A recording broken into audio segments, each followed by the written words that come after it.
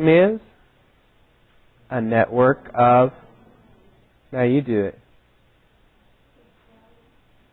that makes chemicals called hormones that travel through the, and go looking for, on, why?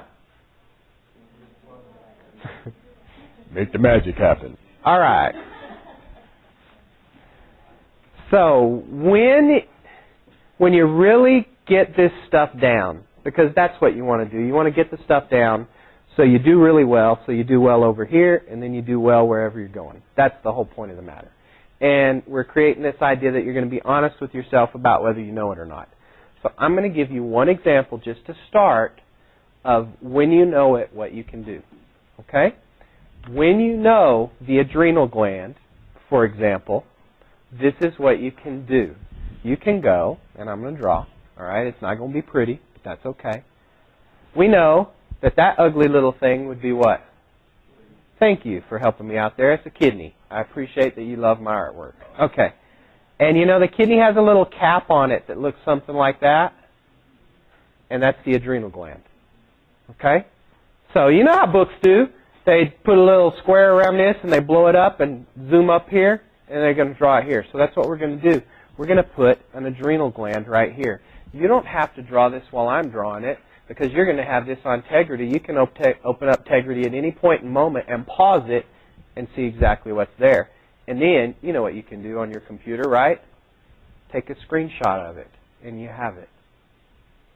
You ever think about doing that with Tegrity lectures? Freeze them and take a screenshot?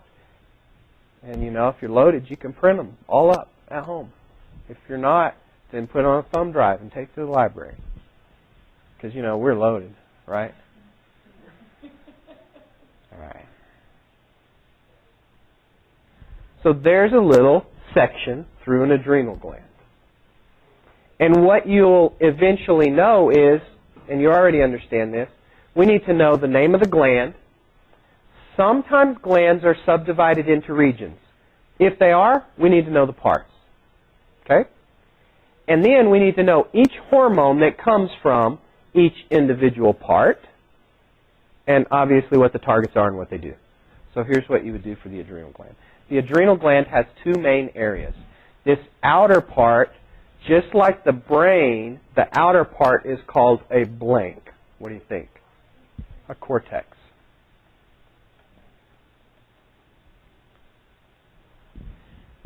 So what do you think this inner part's called? Good, that's the medulla.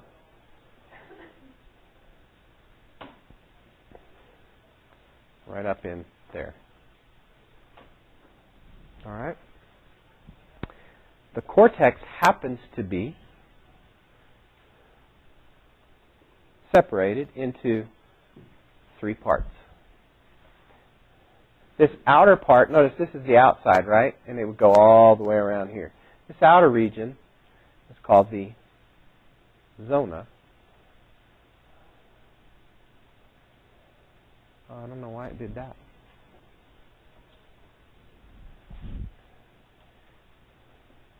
Glomerulosa. And like I said, I'm not teaching you the adrenal gland right now, so I'm going fast for a reason. I just want to kind of put it together for you. And then this middle region right here, this part, is called the zona fasciculata. The zona fasciculata.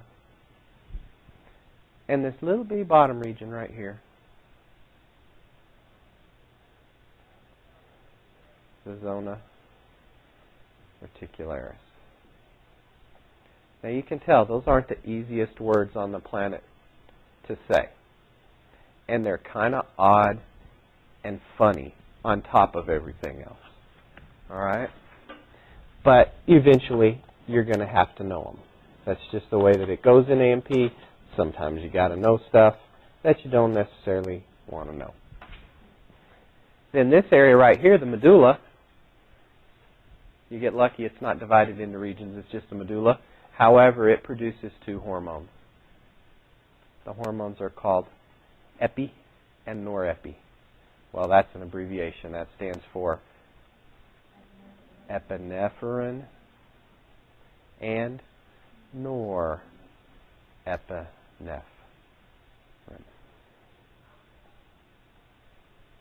Norepinephrine.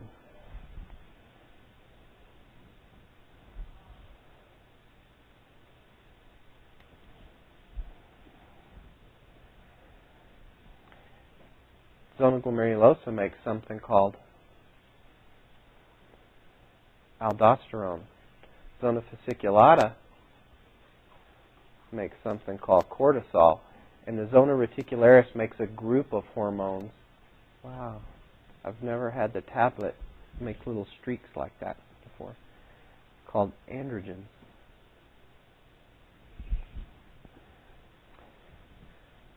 So as we look at this, we can see that it's one gland, but it actually has 5 different hormones that we're going to learn.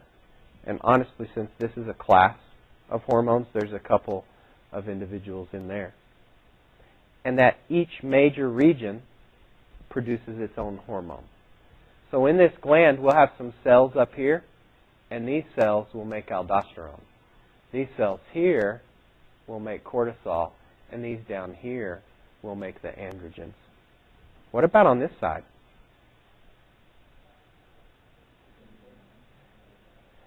So this is the outside. So this is zona glomerulosa, this is zona fasciculata, and this is zona reticularis, right? It looks like it's upside down. It's not. That's just outer, outer, correct? And this is closest to the medulla, right here.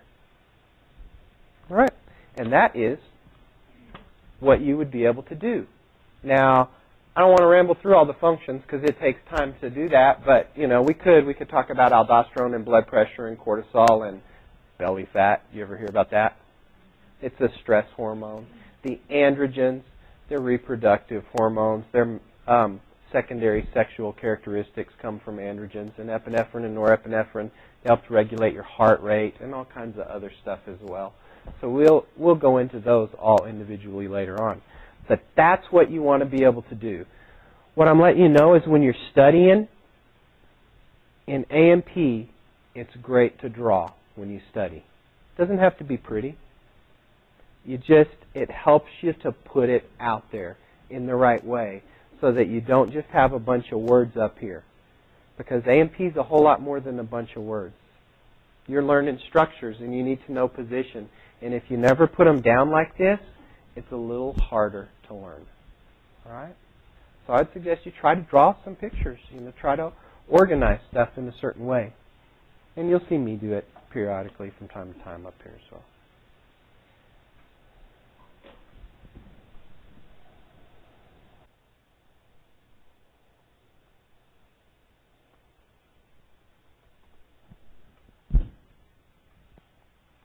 Like I said, first couple of slides, it'll be slow to change, but it'll pick on up.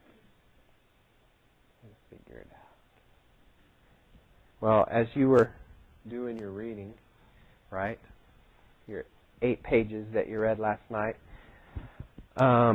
hopefully you picked up that this system's all about glands.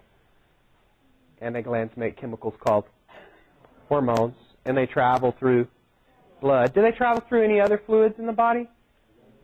Yeah, they can, right? But that's not what we're focused on, okay? But they can, just so you understand that.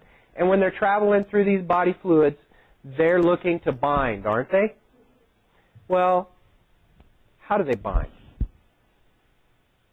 When they bind, it's all about shape. It's all about the 3-dimensional. Because when you said formed, I know what formed means. You mean it, and you were showing me, okay? But it's all about the shape. The shape of the hormone fits into the receptor, all right? The shape must fit. And it's a microscopic thing. So do you know what we can call that mechanism?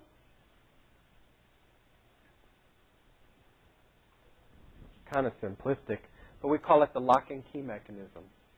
The lock and key mechanism. Cells have thousands of receptors.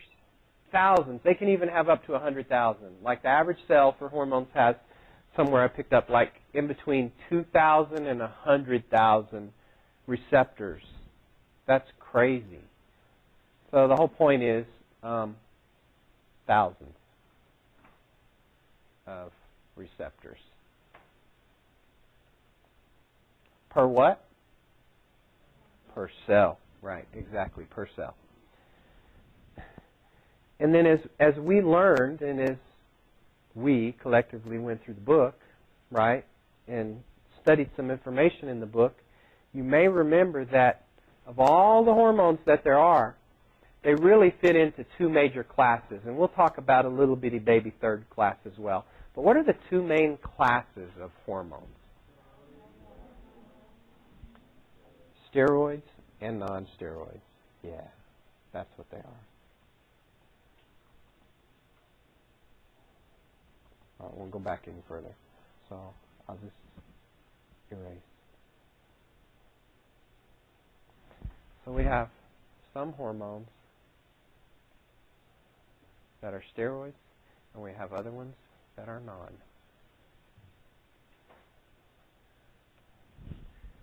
What kind of molecule is a steroid? Okay. You're right. It's synthesized from cholesterol, so that makes it a lipid or a fat, as we could say.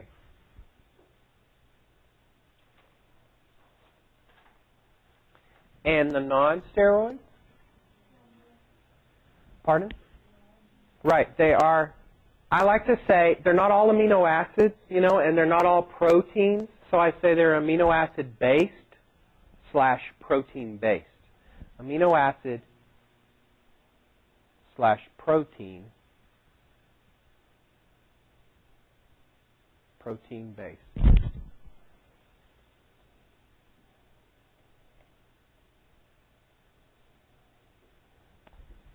Can anybody name the steroids? Good, let's start there. Remember, the further back you are, the louder you have to talk for me to hear you. Okay? So sometimes when people in the back call stuff out, I don't always hear it. Estrogen, right on. Okay. Oh, I can't spell tonight. Man.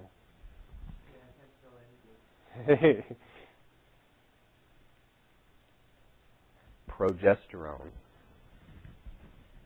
So we've got the big three: testosterone, estrogen, and progesterone. Raise your hand if you have estrogen coursing through your body right now. Come on, guys. Everybody, put them up. Raise your hand if you have estrogen coursing through your body right now. I have a couple of guys that they're like, no way in hell I'm saying that I have estrogen coursing through my body. But you know what? You do. We do. We just don't have a lot. Or if we do, we don't want people to know it, This is how it is. Women, y'all got testosterone? Yeah. Because you remember, right? We all have the same hormones. Did I mention this to you guys last night? I didn't? Well, now it's a great time. But maybe I'll remember to do some more with that later. Can anybody see a pattern developing?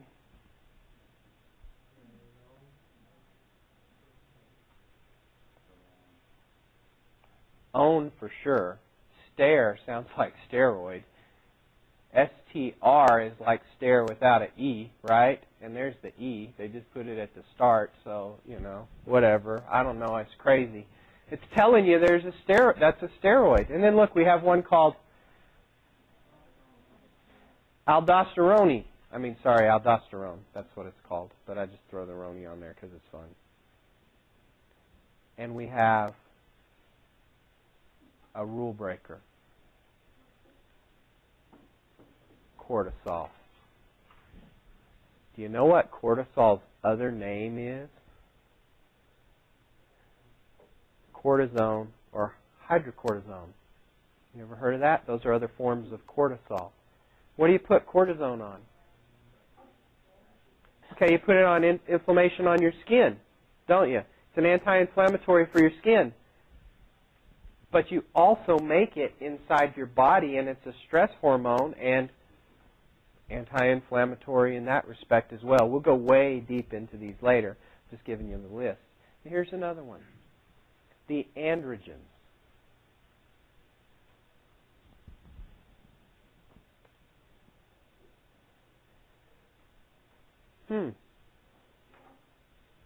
Tell me where all of these chemicals that we've just talked about, tell me where they come from. All right, these three, adrenal cortex. What about these? Pardon? No. Perfect. Reproductive organs, gonads. And what would that be for the male? Testes. And for the female? Ovaries. Good. This is what's cool. All the steroids in your body only come from two places. They either come from your reproductive organs, your primary ones, which if you're a woman it's ovaries, if you're a guy it's testes. Anybody have both and want to let us know?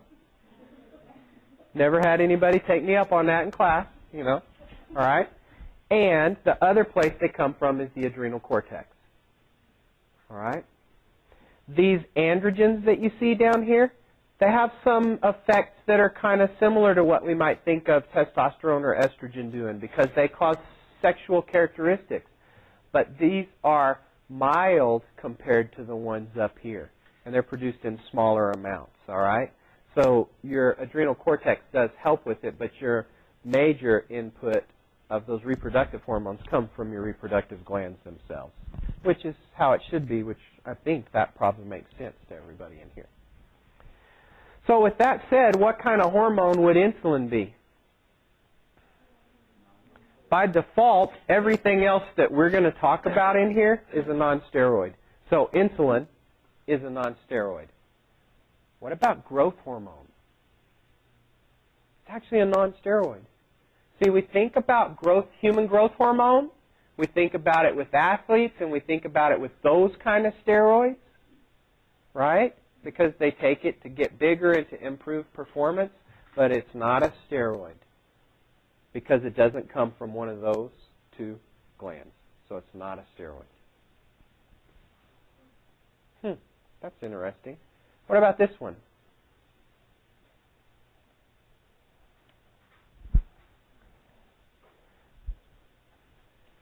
What do you think? Steroid or not? I mean, you know, you're smart enough to see where I wrote it, right? But I could always erase it and move it. It's not. It's called prolactin. What in the world does prolactin sound like? It sounds like lactation. It sounds like lactose. It sounds like milk. What's pro mean? It means you're good at it. No. What's pro mean? It means to produce, to bring forth, right? To make. Therefore, prolactin, hi. So this thing called prolactin probably causes people to do what? Lactate. Raise your hand if you make prolactin.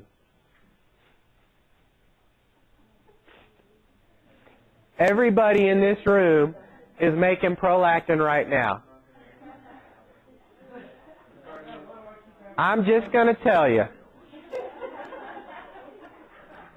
that all of these big bad boys in this class, I'll tell y'all, I haven't had a class with this many guys in a decade, I think. And y'all are all clustered in a little snake-like curve right there, you know.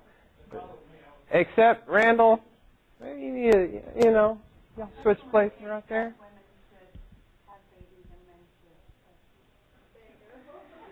Well, you know, why do we have nipples? Right? Right? What's under our nipples? Well, tell me, what's under our nipples? Glands called mammary glands. And what hormone targets that? Prolactin. And what's it cause to happen? Yeah, did you know guys can make milk? Every one of us. If we upped our prolactin, guess what could happen? We could start wearing special little bras. Yes, we could. But we're not going to, are we? No, we can go there. Hey, I just like to say that to let you guys know that both genders have all hormones. Take a wild guess what the other thing that elevated prolactin does for males. Hey, up here. Get that? Maybe it's what it doesn't do for males. Okay. So, you know, we don't want the elevated prolactin. It's not a good thing. If you see a man making milk, now you know the rest of the story. Okay.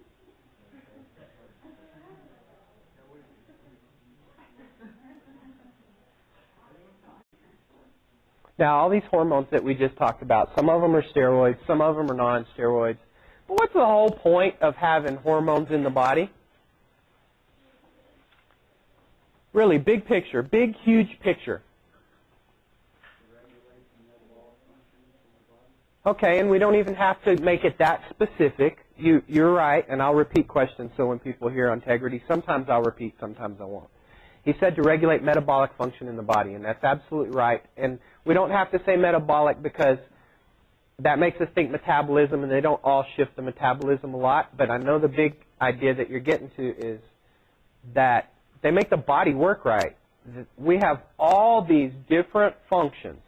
Some of them are hormonal. Some things aren't hormonal, right? But we have hormones to help us to stay within homeostasis while we do the things that we need to do, like reproduce. How well are you going to reproduce if you're a woman if you don't have any estrogen? Estrogen makes an egg grow. No egg grow, no baby. If you're a man, testosterone probably affects some things that are important for reproduction, wouldn't you think? So it's all about maintaining homeostasis. It's all about regulating functions. See, the endocrine system is also a control system. It's not only the nervous system. The endocrine system also controls. And in fact, it controls so well that it works hand in hand with the nervous system. And we'll talk about that in a little bit. So here's what I wanted to give you. I wanted to give you some relationship terms between hormones. And these are just relationship terms. When we do the actual hormones and start really hammering through those and getting into them, I'll come back to these terms and I'll remind you of these terms. So it's not the only time you're going to hear it. It's not going to live in a bubble. The easy thing to say, though, is this word right here. I think a lot of people have heard of antagonists. Would I be correct? What do antagonists do? Okay, but I want to say it a little differently. They do the opposite. They do the opposite.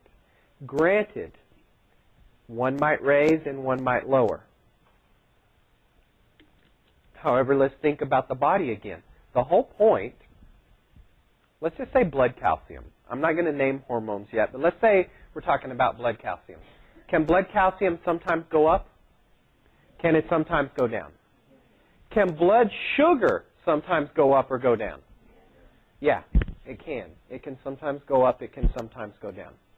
So, if your blood sugar's too high, what would your body want to do to it? It would want to lower it. But it's going to want to lower it somehow. And it's going to do a lot of things in order to lower it, right? What do we call that when we try to maintain something within a little specific range? Call that homeostasis. That's what homeostasis is. So we can say that there are hormones that do the opposite, but notice they're not really fighting each other so much as they're keeping something where it's supposed to be. They're keeping something like sugar levels where they're supposed to be, or calcium levels where they're supposed to be. That's why when I say antagonists and I say they do the opposite, I don't want to think about them working against each other because they're really working for your body to maintain homeostasis. Okay? Now, by the same token, sometimes we have hormones that do the same thing. And when you put two things that do the same thing together, sometimes they get an amplified or a bigger effect. That's what this is. It's called synergy, and the relationship is called a synergistic relationship, or those are synergists. Work together. They work together.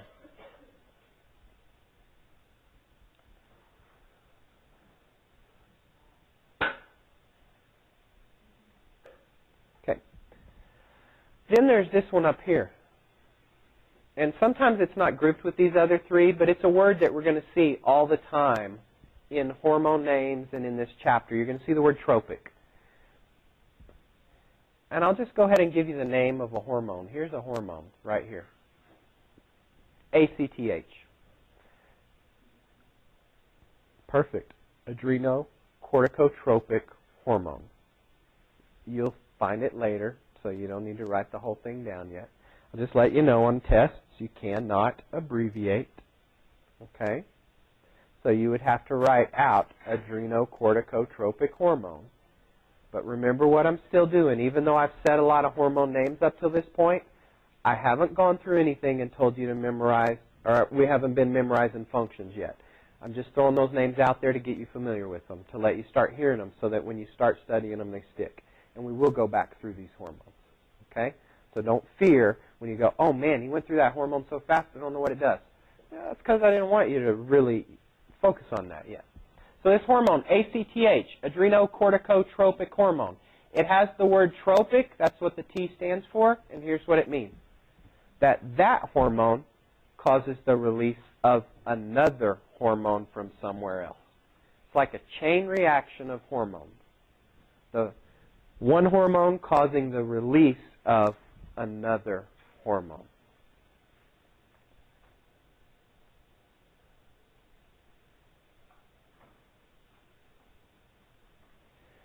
Now,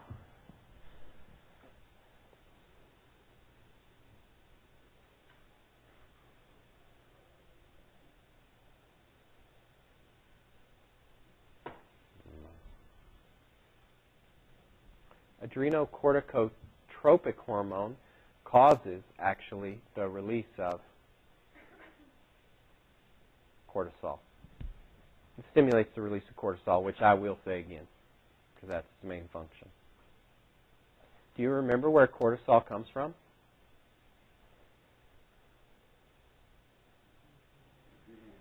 Hey, check this out. Here's your memory device. You're right. It's the adrenal cortex. Look right here. What's this hormone that causes the release of cortisol called? Adrenocortico. What do you think the adrenocortico stands for? Adrenal cortex, right? It's telling you, hey, this hormone right here causes the adrenal cortex to release a hormone, because tropic means causes a release of. Wow, its name tells you exactly what it does. It's a big, long name. You have to know some hidden language in there. Right, Alexis? Hidden language in there. Tropic. And then that helps you out, lets you know what's up. And that leads us into the last effect. And this is the most difficult one. I'll just be honest with you, permissive. Permissive effect is when there's two hormones needed, okay? So let me show you. It's when the first hormone is necessary to allow the second one to work.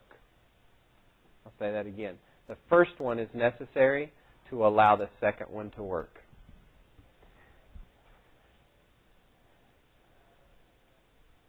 Or have its effect, maybe I should say.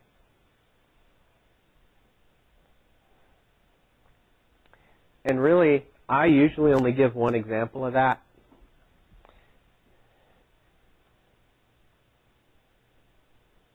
And it's right here. ACTH to aldosterone. And I'll explain why in just a second.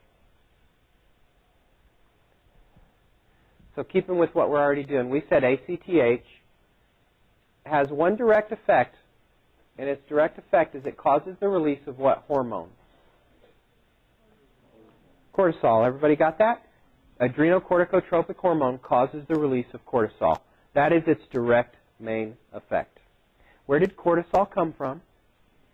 Adrenal cortex. So let me tell you what the other function of ACTH is. It's written right here. It is necessary for normal growth and development of the adrenal gland.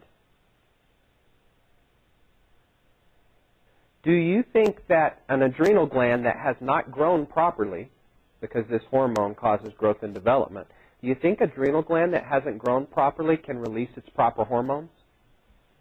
Doesn't sound like it, right? So here's the deal. ACTH is necessary to allow the adrenal cortex to grow, and then if the adrenal cortex is grown and healthy, when the needed time is there, it can secrete aldosterone. However, if ACTH wasn't there in the first place, it wouldn't have grown, and aldosterone would not be available. That is a difficult relationship to understand. I hit it once now, and later on when we go through the actual hormones, I'll remind you of that. The more that you hear about hormones, the easier it'll be to comprehend.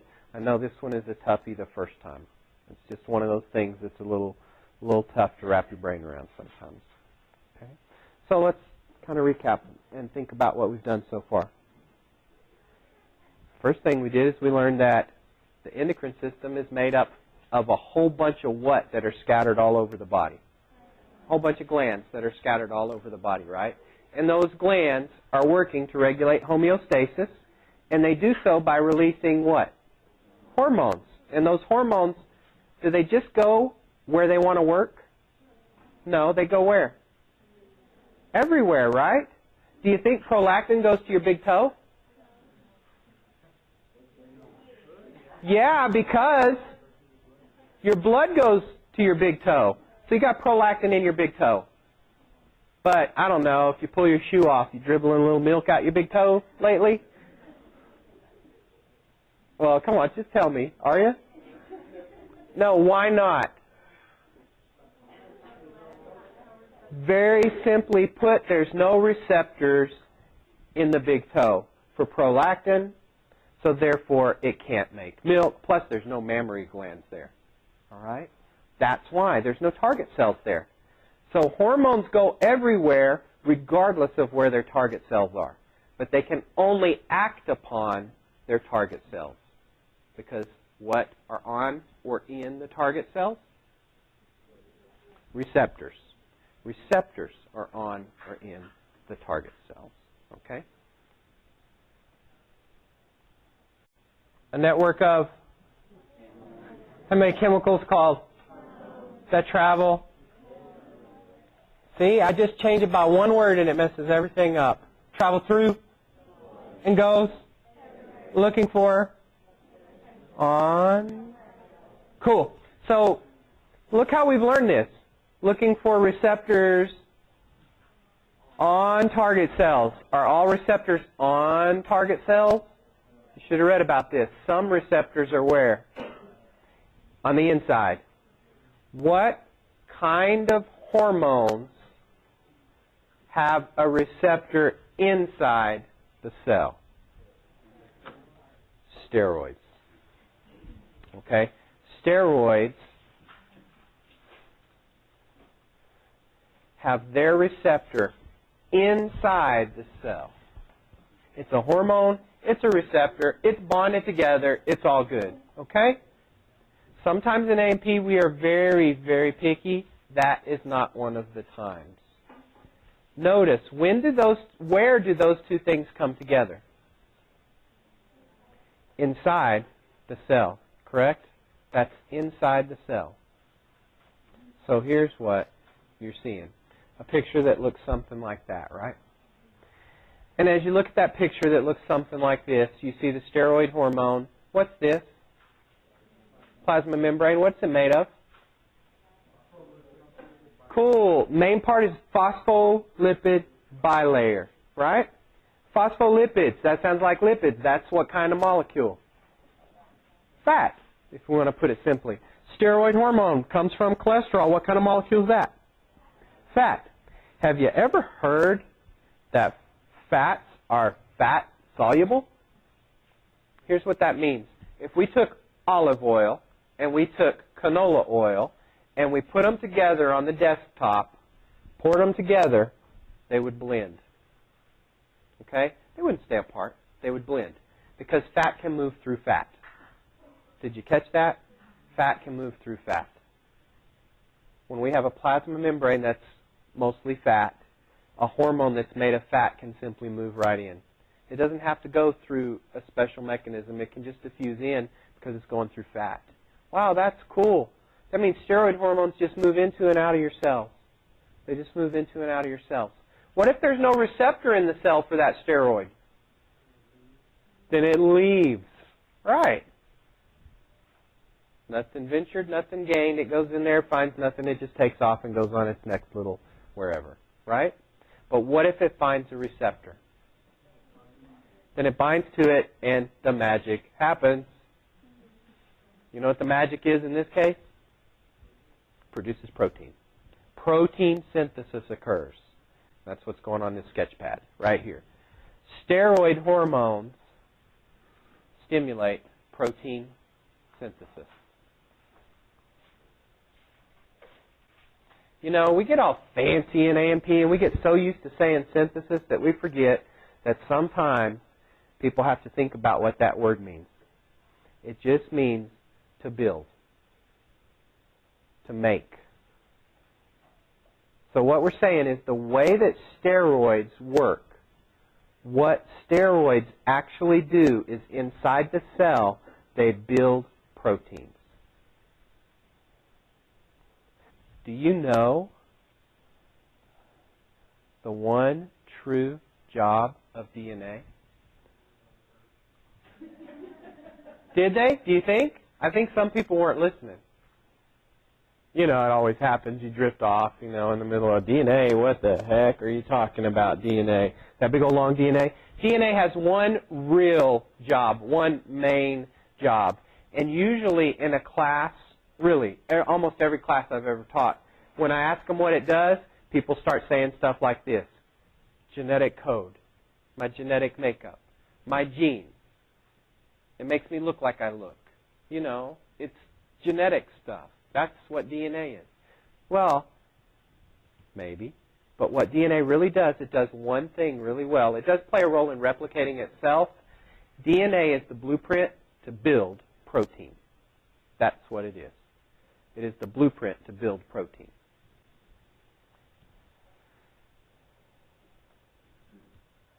How important is your DNA? Very. You're right. It is your genes. It is your genetic makeup, right? But your genetic makeup, all it really does is builds protein.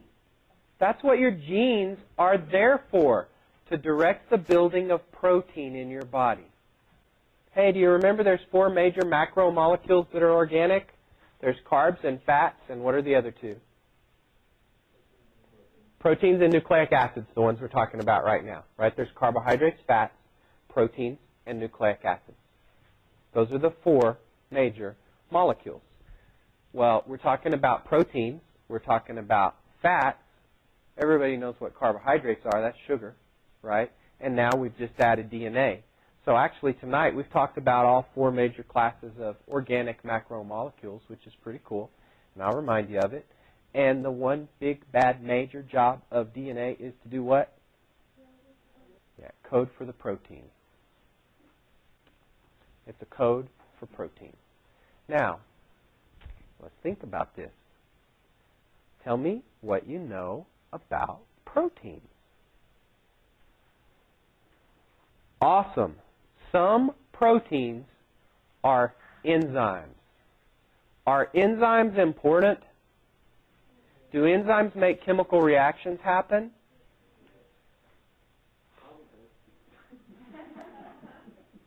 Where's my AMP1 people that took AMP1 from me? Yeah, oh yeah. Wow, that's kind of cool. Tell me more about proteins. What are some other proteins? Oh yeah, proteins are transport molecules through the body, right? Absolutely. We have plasma proteins and other kinds that carry things. What else? Wow, a whole bunch of hormones are protein-based. You remember these things? I ran out of room. Neurotransmitters, some of those are proteins. Look at how your DNA is invited into everything you do just about here.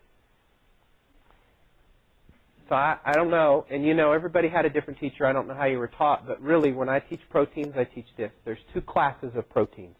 There's functional proteins that do really big work in the body. They're called enzymes and hormones and neurotransmitters and carrier proteins and all kinds of stuff like that. They have these really important functions. But then there's these other proteins that are also important, but they aren't so functional as they are structural framework proteins of the body. Can you tell me what the main body framework protein is? It's collagen. Hey, there's another one called elastin. There's stuff in your skin and your hair called keratin. Those are proteins, right? Melanin, which is in your skin also. So, wow. Here's the concept. DNA codes for protein. We have lots of different kinds of proteins, and many of these proteins are chemicals that regulate homeostasis or chemicals that make functions happen. They do the big work of the body. So I kind of used steroids because they cause protein synthesis to go back and remind you of proteins. Really and truly, proteins are supremely important in the human body. You couldn't sustain life without proteins.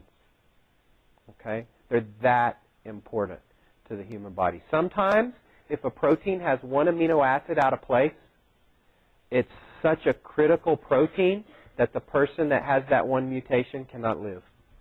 One teeny tiny amino acid out of place on a whole protein. That's all sickle cell anemia is. One amino acid out of that whole protein chain is wrong, and it changes the whole shape of your DNA, and the people that have it usually die around the age of 30, by the time they're 30, because of one little baby mutation in there. It's crazy. So back to the big picture. Two kinds of hormones. Main classes. Tell me what they are. Steroids and non-steroids. And non-steroids are based on what kind of molecule?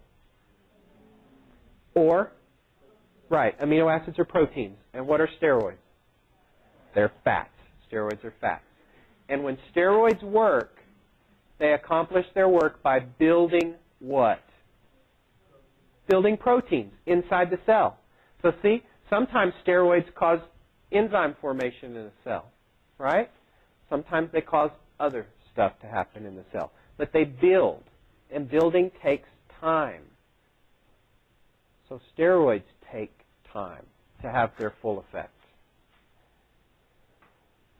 Does anybody remember what the two processes, the two parts of protein synthesis are called? There's two: transcription and translation. Here's the word transcription right here. Hopefully you can spell translation on your own because I didn't put it there and I don't want to toggle between the screens just to write translation on the board. My job isn't to make you memorize transcription and translation again. Hopefully when you did protein synthesis, you talked about transcription and translation in your class. I'm going to give you the short version. Are you ready? It's on the picture right there. Transcription is the building of a messenger RNA. Transcription is the building of a messenger RNA. Do you know what translation is? Okay, it's when the ribosome reads that, the reading was right, but then take it one step further. What does it do when it reads it? It builds the protein. Okay? So when the protein is actually built, that is called translation. And translation involves these little guys called ribosomes. They read the messenger RNA and they build the protein. They do it. Why do steroids bind to receptors on the inside? Well, okay, so I ask a question in a bad way and I don't get the answer that I want, and that's fair enough. Okay, because steroids are fat soluble so they can get in there in the first place. Why are non-steroid hormones receptors on the outside? Because most water-soluble hormones can't get into the cell, right? They can only get to the outside, so the receptors were put there.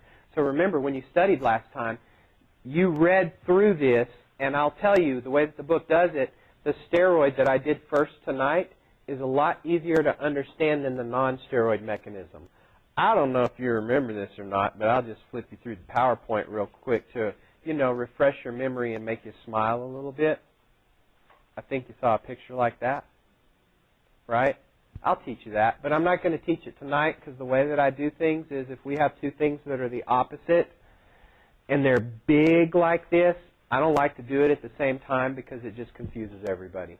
You learn one thing one way and you learn another thing the opposite way, and if you study them together and they're opposites, you know what happens on a test, right? You can't remember which was which. You said, I know I studied two different things. I know one raised something and one lowered something, but I studied them at the same time and I don't know which does which. So a little tip for when you're studying, and I'm sure I'll say this again, when we do blood sugar and you have a hormone that makes it go up and makes it go down, never study those two right at the same time. Study the one that does the one, do something else, and then study the other one at some other time. If we are talking about blood calcium and something raises it and something lowers it, make sure you study them separate. Or, here's the other tip, own one. If you have opposites, own one thing, know every detail of it, and always do this. Oh, the other's the opposite. The other's the opposite. And you can always work your way back to what it does. That'll make more sense next time, but I just wanted to say that for this. So if you own steroids, right, that they are lipid soluble and it goes in so the receptor's inside, then you automatically know that non-steroids, where's the receptor? It's the opposite, so it's outside. Okay? But there's a lot more to this than that.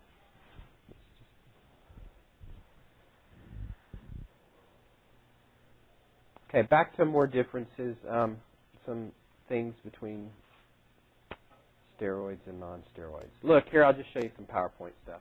When you get to it, I wrote this for you, so you can, go through the PowerPoint when you like and find some stuff. We've talked about that. Look, receptors are internal or external. There's a lot of them. Target cell specificity. What do you think that means?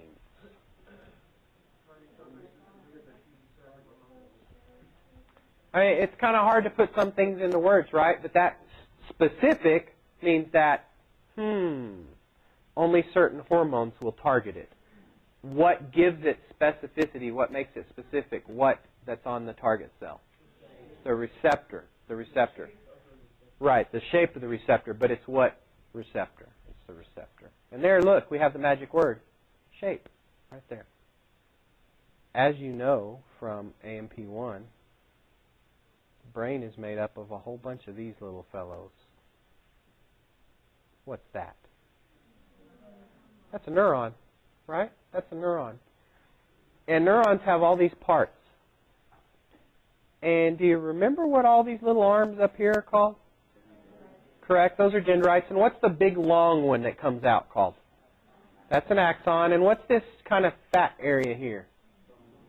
Good, soma or cell body. And then the only other thing I'll say is down here on the tip, shouldn't they be swollen a little bit? The one thing I don't like about this drawing is the tips are supposed to be swollen, aren't they? Do you guys remember that? Like this, right here. And what do we call this swelling? Yep, axon terminal is what this book calls it. Do you know any other names? Synaptic knob. Right, the cleft is right here, is the space. This is a synaptic knob. Hey, you know the fanciest term for this? It's called the bouton, French, for button. Thought it looked like a button, so they call it a bouton. Axon terminal's fine. Anyway, the point of the matter is this. Here's our neuron once again. The brain's made of those kind of cells, right? And we were just looking at the brain, and we just said that the hypothalamus controls the pituitary gland, right? And it's up in the brain. So what's the hypothalamus probably made of? Neurons. But if it's part of the endocrine system, what should it release? Hormones. But if it's part of the nervous system, what do neurons release right here across the synapse? Neurotransmitters. So we're in a quandary. Because we're telling you, and you're learning for the first time ever, and I see the eyes going like this, that you can have a cell that can make a chemical and dump it into the blood and let it travel, and we call that chemical a hormone. You can have a cell make the same chemical, a different cell makes that same chemical and pushes it across a synapse, and what do we call the chemical now? We call it a neurotransmitter. There are some neurotransmitters that are also hormones, like norepinephrine. Norepinephrine is a neurotransmitter. It's also a hormone. Okay? There are others as well that we'll talk about. What's the difference between a neurotransmitter and a hormone? There you go. That's one of the main differences. One of the main differences between a neurotransmitter and a hormone is that right there.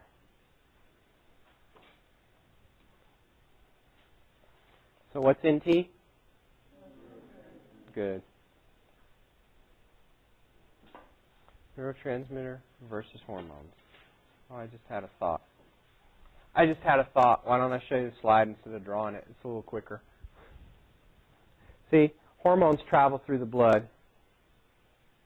How long do you think it takes a hormone to get from your brain to your toe to help you lactate? I mean, that's not what happens there. I forgot. But anyway, how long would it take a hormone to get to your toe? Yeah, we would probably measure it in seconds. I'd say that's fair. You used the right thing, the right measurement of time. How long do you think it takes a neurotransmitter to hop across a synapse? Oh, milliseconds. That's 1/1000th of a second, right? Because that synapse, I don't know if you remember from AMP1, it's only 30 nanometers across or so. I won't ask you that on this test. Okay. But the point is, it's tiny, so it moves fast. Now here's another cool thing. We can compare the time it takes for us to see an effect. And we can also compare how long it lasts. See, when a neurotransmitter hops across a synapse, it's almost instantaneous that you get the reaction. So it's really quickly you will see the effect. However, it's degraded also very quickly, so the effect does not last very long. It's short-lived. All right? That's the deal with neurotransmitters. Neurotransmitters, you see the effect really quickly, but it goes away fast as well. So it lasts not very long. Hey, this is one of those things. Hormones are exactly the opposite. If a neurotransmitter is fast, then a hormone is slow. And if a neurotransmitter goes away real quick, then a hormone lasts a long time. And we're going to take it one further. When I do more between the differences of steroids and non-steroids, hormones have a great variability on how long they last. Steroids stay in the blood a lot longer. They travel bound to plasma proteins. We're going to talk about this in a little bit, maybe next time, something like that. And their levels rise and fall very slowly. And the non-steroids move faster. But non-steroids are never as fast as a neurotransmitter. Tell me why. Because they travel through the blood, right? And a neurotransmitter just hops a synapse. It hops across the synapse. And so it's instant. It has an instant effect.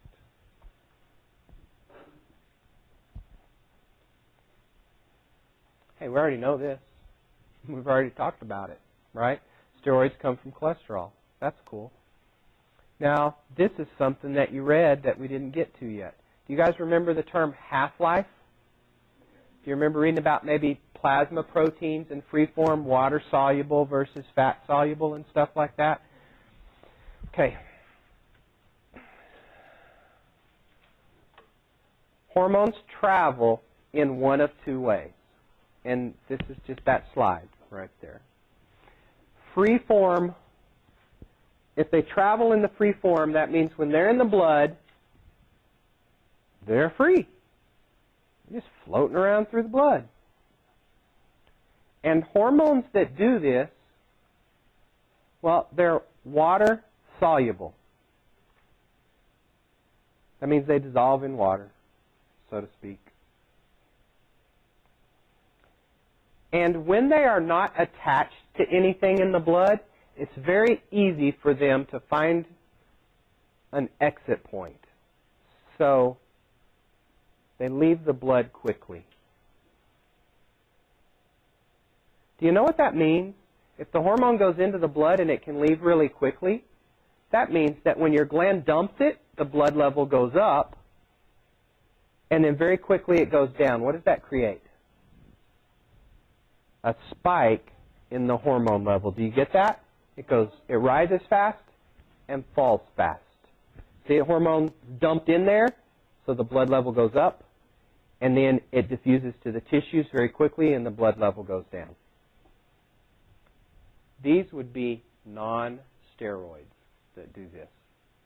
See, non-steroids are amino acids or protein-based, so they're water-soluble. Their levels rise and fall quickly. They travel in the free form. I'm just saying the same stuff over and over again, just out of order. And they have, look right here, what's called a short half-life. What do you guys think that is? Very short time that it takes for half of it to disappear from that meat. Okay, yeah. What half-life is how long does it take for half of it to be gone? Okay? So when we say the half-life of a hormone, we mean how long does it take for half of it to dissipate or to be gone? And what's that really saying? How fast does it leave the blood? That's what we're saying. So if it leaves quick, the half-life is short. That's how they describe it. It's got a short half-life.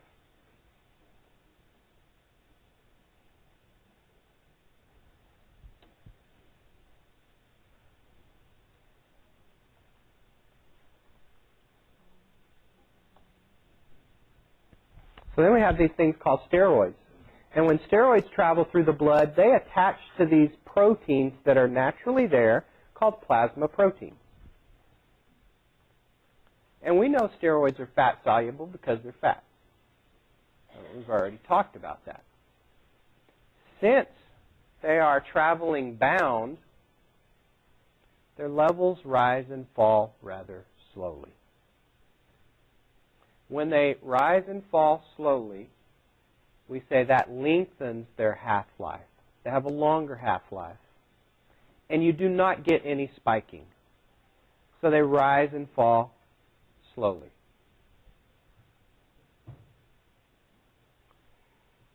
Hey, they also happen to have a longer effect.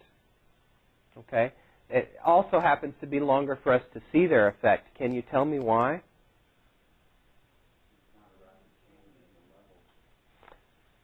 That's true, but there's another reason that we talked about earlier that's not even on this slide of why steroids take longer to see an effect. They enter the cell, they cause the cell to go through protein synthesis, which takes time, right? Even though that's not on this slide, remember when you're studying this, you're putting it all together, it's not always on the same slide, right? You don't just memorize slides, you kind of start putting the whole picture together. And that would be the steroid's released, it gets into the blood, and it binds to something, a protein. Hey, why would amino acid-based hormones or protein-based hormones, the ones we call non-steroids, why would they travel in the free form? Because they're already proteins, they don't need to bind to another protein. Is that logical? Right? Cool. The steroids that are fat-soluble bind to a protein, and that protein part's water-soluble. Whoa, that blows your mind, right? And then they're traveling all like that. That's just what they do. Okay, so I would suggest that you own the difference between these two. Okay? That you instantly know which ones are fat and water-soluble. that you know which ones travel bound and free, which ones last longer, and which ones are quicker, and relate it to spiking of the levels. Now, I know that you'll understand this right away. Can sugar levels in your body spike? And why can they spike? Because they're regulated by which group of hormones? Non-steroids. Non-steroids regulate your blood sugar. If steroids did, would it spike or would it rise rather slowly and drop rather slowly? Get that? A female cycle is based on what kind of hormones? Steroids, estrogen, progesterone, other ones as well. So we say it's a monthly cycle, don't we? We don't call it the minutely cycle, do we? No, we don't. It's a monthly cycle because the levels rise and fall rather slowly over a period of days, not instantly. Why do they not rise and fall instantly? Because they're bound, because they're lipids, because of all those things that we've talked about. Cool.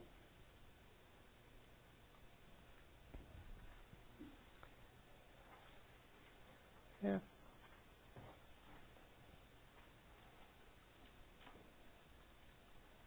This is cool. Target cells have receptors. Did you know the number of receptors on a cell can change? It's not set and constant. So it can change two directions. We can have what we call upregulation, and that means you get more receptors.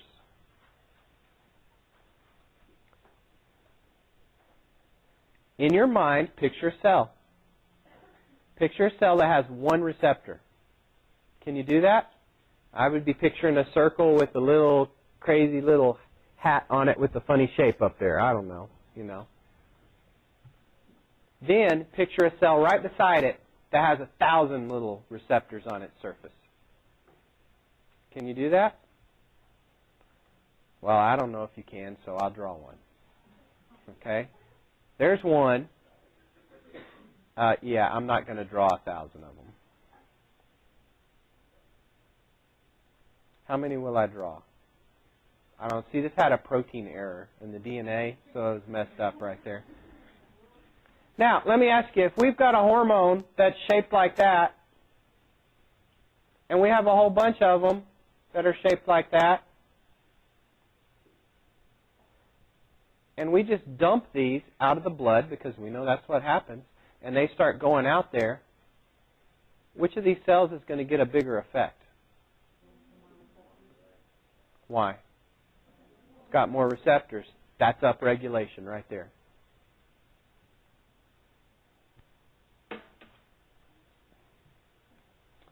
See, they say that a tissue becomes more sensitive to the hormone. If it has more receptors, it's more sensitive, meaning it has a greater ability to be affected. By the same token, what would downregulation be? That would be if we had this going on, and all of a sudden, they started taking them away, and now we're left with fewer. See, when it downregulates, it's right. It's less sensitive. It loses sensitivity. You know, there is a very common disease that everybody in here probably knows somebody that has, that is a disease of down regulation. Did it again. No. And I'll tell you which receptors, and then you'll spit out the answer real fast. Look at me, please. Now look at the board for the answer. It's diabetes. Type 2 diabetes, adult onset diabetes, that is commonly caused by downregulation of receptors.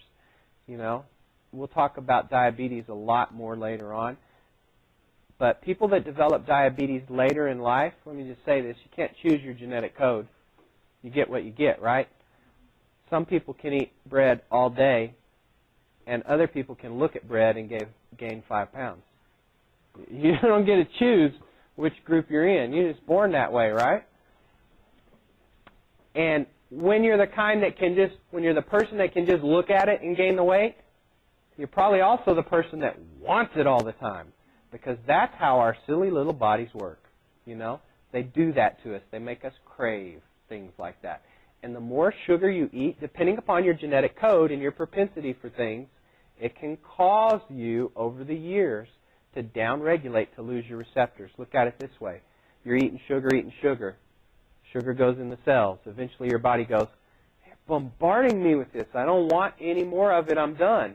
So I'm going to keep it out by getting rid of my receptors that allow that whole process to take place. I know I haven't described the whole process. I will describe the whole process again later. I just wanted to set the pace and say that this disease that we know about called diabetes is a downregulation problem. There's another type of diabetes. There's actually 2 more types of diabetes. We'll talk about those as well. And they're not that kind of problem. Okay, it's just adult onset or type 2 diabetes. Non-insulin dependent diabetics, you might know it by that too. Okay?